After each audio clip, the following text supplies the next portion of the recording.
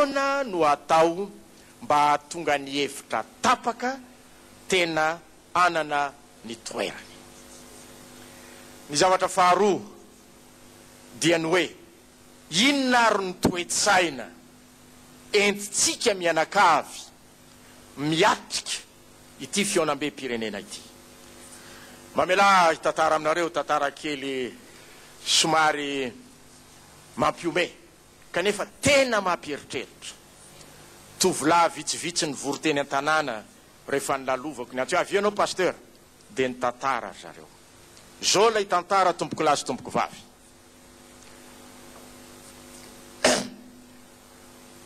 Taty amin'ny tany mahantra hono dia misy lavaka maromaro.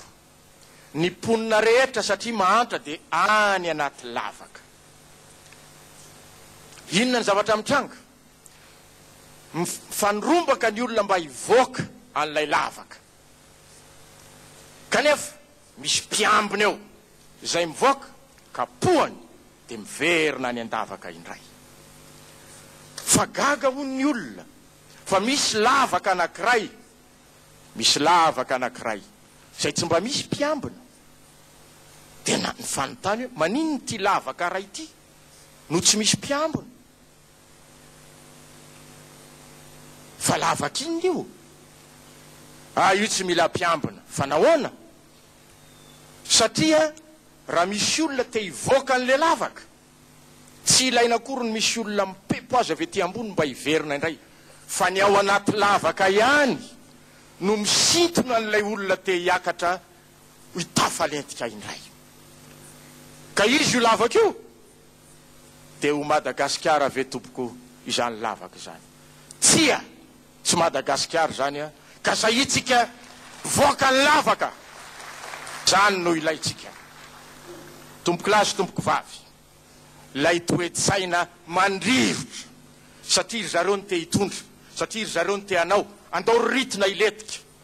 Manomboka zao foany ato anatin'ny toe-tsaitsika zany. Ary tsy tsika manatrika ihany, fa ny malagasy rehetra nahoantsika no tsy androso. Tompoko lahy sy tompoko vavy, tsy maintsy vonona hifanakalo hevitra isika, miaino, miteny, mandray fanapahan-kevitra. Tsy maintsy mifanampy isika. Jereo Madagasikara faza ny olona. Eto am-pamaranana mangataka anareo aho, jereo kely tompoko lahy sy tompoko vavy, ny badge any am-pelantananareo.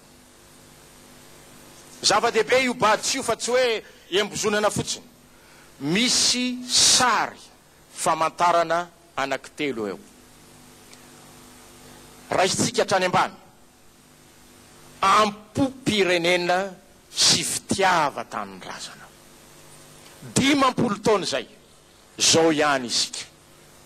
Tazony ny ampo-pirenetsika ary asandrato ny fitiava-tanindrazana. Hitatsika eoko ny hoe fandaminana, fiombonana. Izany no ilaitsika. Ary misy eo koa Madagasikara antsika rehetra, misy olona mifampitantana.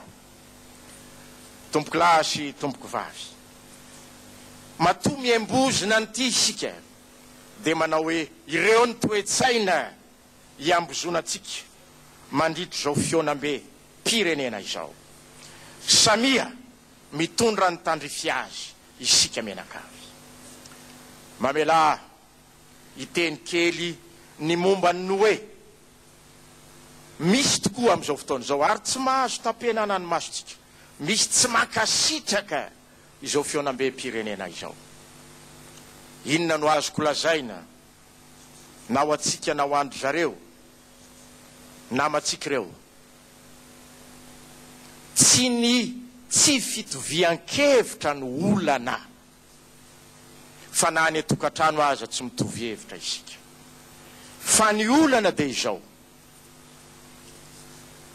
raha ny hevitra ny miady tsy olana izany. Fa raha ny olona no miady sy ampiedina ka manaiky hiady, zay ny tena olana. Na ny tsy makasitraka na ny mpakasitraka, hevitra tsy mitovy zany ny ampikorotana atsika. Fa raha ohatra kosa ka fanakorotanana amin'ny fomba rehetra, amin'izay tsy mitovy hevitra aminao. Fanaratsiana tsy misy fetra no tanterahana, fanenjehana arak'izay farany azo atao, efa tsy mendrika ny toe-tsaina maha-olombanina izany. Aoka anjaka ny fifanajana, ampanjaka itsika izany, koa miraro soa asika menakavy tompoko lazy tompoko vavy, miraro soa ny firenetsika, ary indrindra ho an'ity fionam-be-pirenena ity. Engane ty fionam-be-pirenena ity ka handidy ary kapa ahitany vaniny, hitany ezaka rehetra ataotsika ny Andriamanitra zay loloavitsika any atampony loha. Misaotra tompoko lahy, makasitraka tompoko vavy.